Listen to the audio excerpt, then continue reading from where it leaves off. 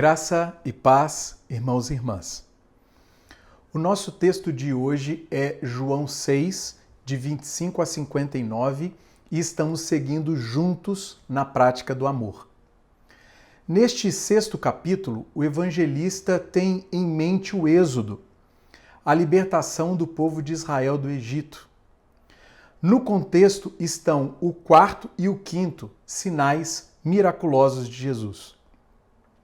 No sinal da alimentação das multidões, Jesus é aquele que sacia verdadeiramente o seu povo. Ele é como seu pai, que alimentou o povo de Israel no deserto, conforme Êxodo 16. Já no sinal da caminhada sobre o mar, Jesus é aquele que reina sobre toda a sua criação. Ele é como o seu pai que abriu o mar para o povo de Israel atravessar, conforme Êxodo 14. Jesus e os seus discípulos atravessam de Tiberíades para Cafarnaum.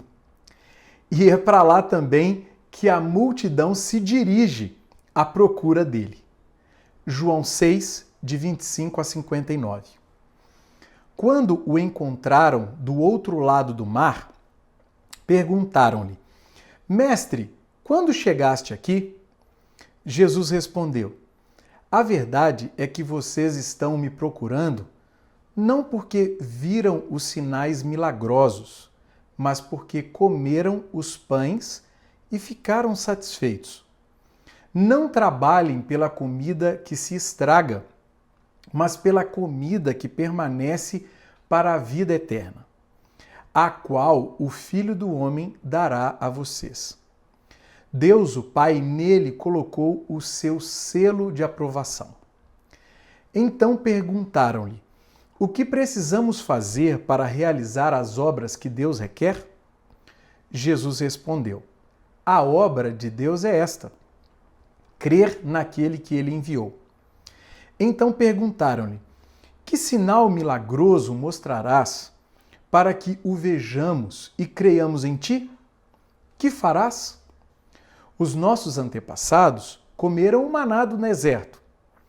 Como está escrito, ele lhes deu a comer pão do céu. Declarou-lhes Jesus: Digo a verdade, não foi Moisés quem deu a vocês o pão do céu, mas é meu Pai quem dá a vocês o verdadeiro pão do céu. Pois o pão de Deus é aquele que desceu do céu e dá vida ao mundo. Disseram eles: Senhor, dá-nos sempre desse pão. Então Jesus declarou: Eu sou o pão da vida. Aquele que vem a mim nunca terá fome. Aquele que crê em mim nunca terá sede. Mas, como eu disse, vocês me viram, mas ainda não creem. Todo aquele que o Pai me der virá a mim, e quem vier a mim, eu jamais rejeitarei. Pois desci dos céus não para fazer a minha vontade, mas para fazer a vontade daquele que me enviou.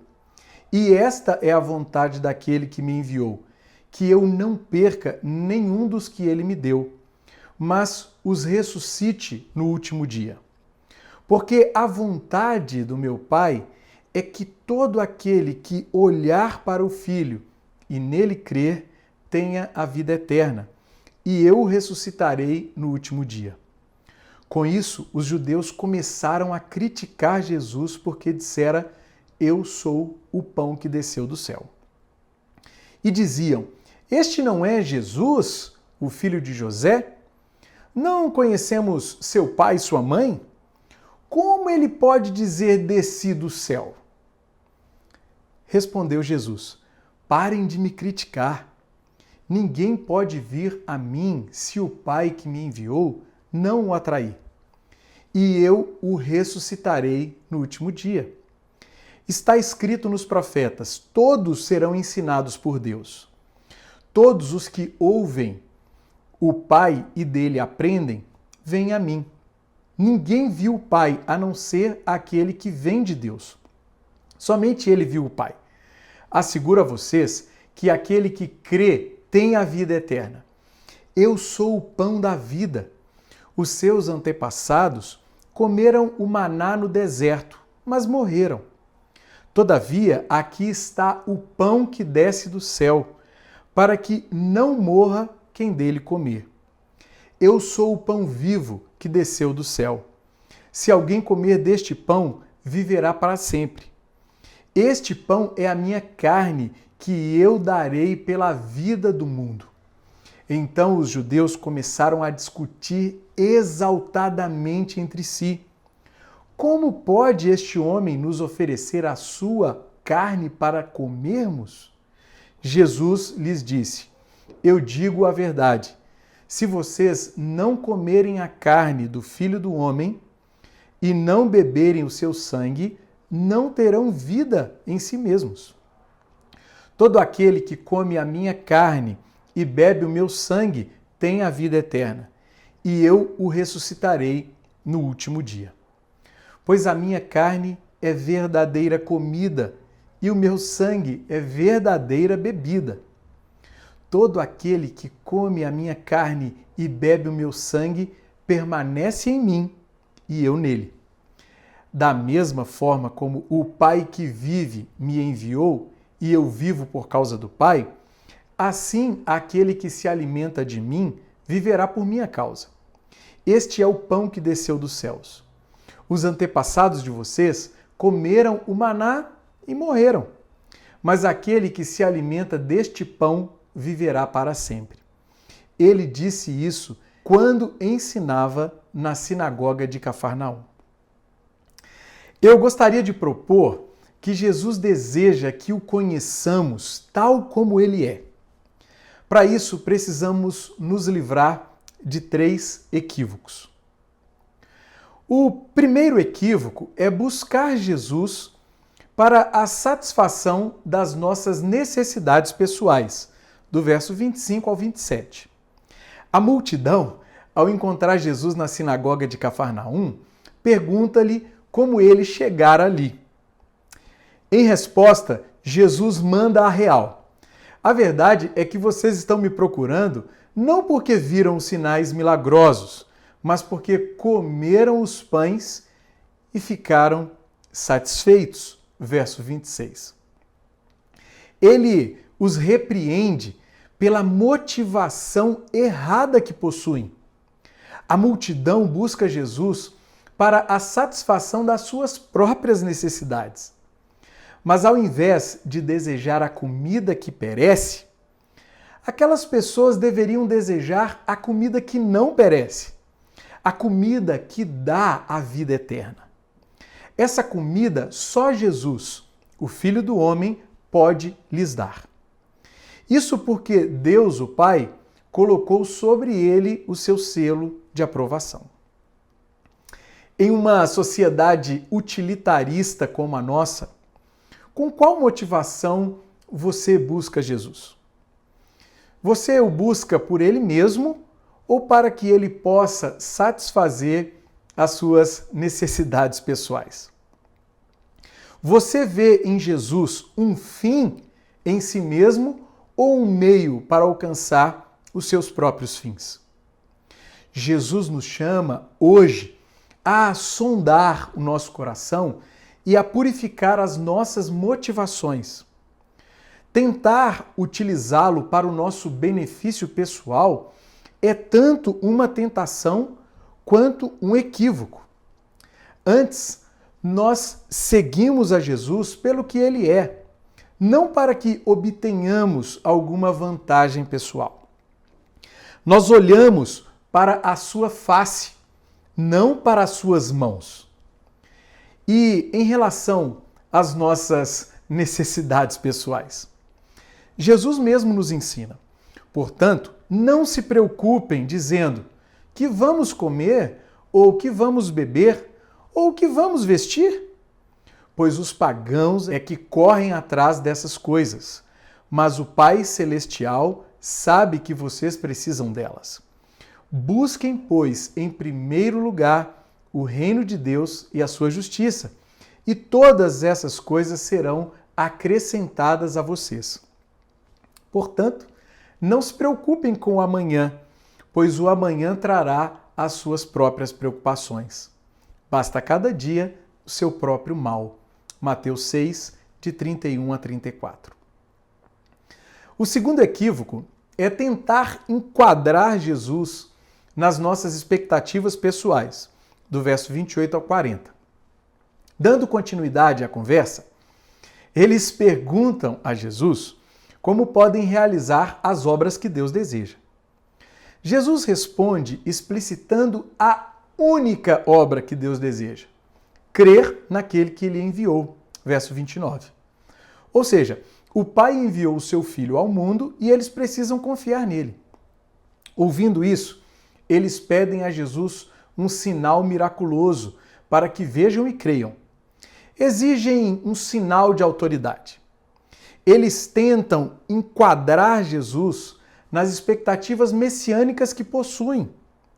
Querem saber se ele é o novo Moisés, aquele que libertará o seu povo agora do Império Romano. N.T. Wright diz que eles murmuraram aqui como o povo fez no deserto, na história do Êxodo. Eles procuram o tipo de líder, o Messias, que lhes dará o que eles querem. Na compreensão deles, fora Moisés quem dera ao povo o pão do céu, o maná. Porém, Jesus corrige essa compreensão, afirmando que tanto lá quanto aqui, só Deus pode dar o pão do céu. Antes, o maná, agora, o verdadeiro pão do céu. E esse verdadeiro pão é capaz de dar vida ao mundo. Aqui, ainda pensando no pão material, eles fazem outro pedido a Jesus. Senhor, dá-nos sempre desse pão, verso 34. Em resposta a esse pedido, Jesus faz uma das declarações mais belas do quarto evangelho. Eu sou o pão da vida. Aquele que vem a mim nunca terá fome. Aquele que crê em mim nunca terá sede. Verso 35. Vale destacar que esse é o primeiro eu sou de uma série que será registrada pelo evangelista. Jesus é quem sacia verdadeiramente todo aquele que dele se aproxima e se alimenta. Ele é tanto o pão quanto a água que dão a vida eterna. E como explicitado em 17:3, a vida eterna é um relacionamento profundo com Deus. Ela tem início com a fé em Jesus e jamais terá fim. Na sequência, Jesus diz: todo aquele que o Pai me der virá a mim, e quem vier a mim eu jamais rejeitarei. Verso 37. Isso porque o Filho vem ao mundo para fazer a vontade do Pai. E a vontade do Pai é dupla. Primeiro, que o Filho não perca ninguém que ele lhe der. E segundo, que todo aquele que olhar para o Filho e nele crer, tenha a vida eterna. No último dia, estes que creram ressuscitarão para a salvação eterna. Em uma sociedade exigente como a nossa, na sua relação com Jesus, quem é o Senhor e quem é o servo? Você é o Senhor de Jesus e tenta enquadrá-lo para que ele faça a sua vontade, ou Jesus é o seu Senhor e você se sujeita a ele para fazer a vontade dele? Jamais nos iludamos. Jesus é o nosso Senhor, não o nosso servo. Que nós possamos hoje ouvir a doce voz desse Senhor sussurrando aos nossos ouvidos: eu sou o pão da vida. Isso significa que só nele nós podemos encontrar a nossa plena satisfação. Só nele. Por mais que sejamos famintos de muitas coisas, nenhuma delas poderá nos saciar totalmente. Pense bem e responda: você tem fome de quê? Independentemente do que seja, isso não te dará a satisfação plena. E talvez seja por isso que Santo Agostinho, nas primeiras páginas das suas Confissões, declare: fizeste-nos para ti, e inquieto está o nosso coração, enquanto não repousa em ti. O terceiro equívoco é projetar sobre Jesus os nossos estereótipos pessoais, do verso 41 ao 59. Os judeus, os opositores de Jesus e dos seus seguidores, criticam-no porque afirmara ser o pão que desceu do céu. Eles passam a projetar sobre ele os estereótipos que tinham a seu respeito. Este não é Jesus, o filho de José? Não conhecemos seu pai e sua mãe? Como ele pode dizer desci do céu?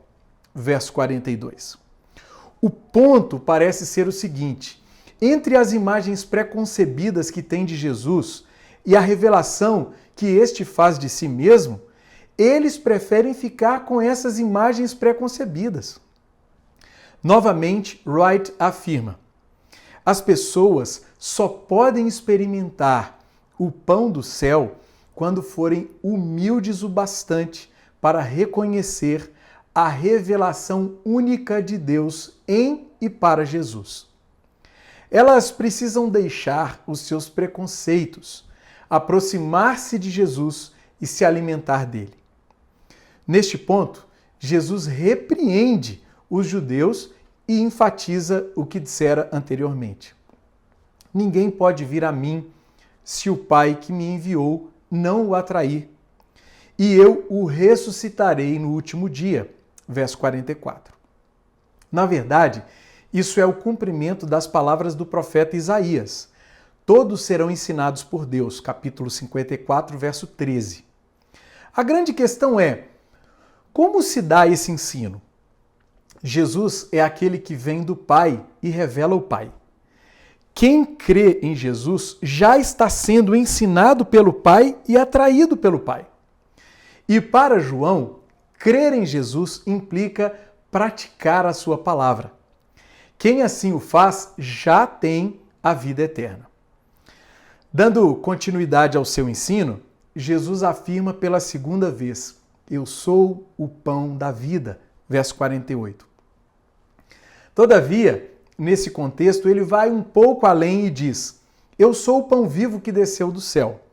Se alguém comer deste pão, viverá para sempre.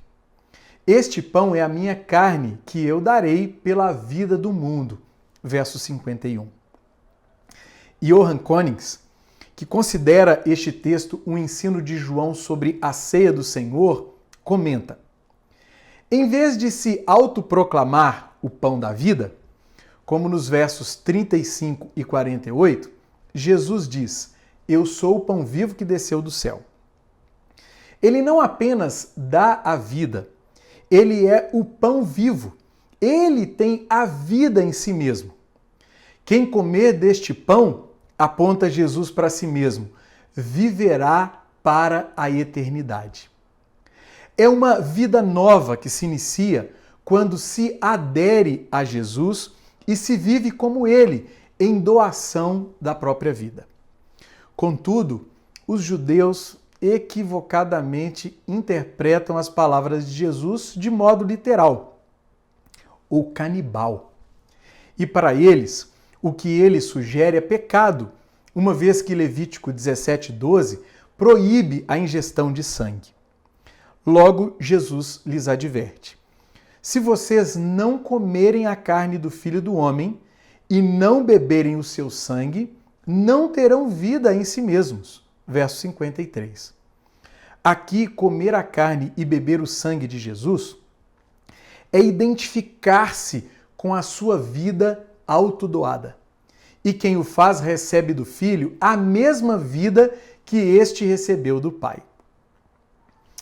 Em uma sociedade plural como a nossa, de quais estereótipos sobre Jesus você precisa se livrar? Será que você fabricou um Jesus à sua imagem e semelhança? Ou você acolheu a revelação que ele faz de si? Um Jesus que não corresponde ao Jesus dos evangelhos é um ídolo que precisa ser abandonado. Por fim, todos nós que cremos em Jesus somos chamados a nos identificar radicalmente com Ele. Isso implica assumir um estilo de vida semelhante ao dele. Uma vida marcada pela autodoação. Paradoxalmente, nós descobriremos que, doando a nossa vida, encontraremos a verdadeira vida, a vida que vale a pena ser vivida, uma vida de serviço abnegado e desinteressado ao nosso próximo. É como Jesus mesmo declarou: pois quem quiser salvar a sua vida, a perderá. Mas quem perder a sua vida por minha causa e pelo Evangelho, a salvará. Marcos 8,35. Portanto, irmãos e irmãs, busquemos a Jesus por Ele mesmo. Sujeitemo-nos a Ele em tudo e identifiquemo-nos radicalmente com a sua vida autodoada. A minha oração é que encontremos nele a nossa plena satisfação. Que assim seja. Um grande abraço para você.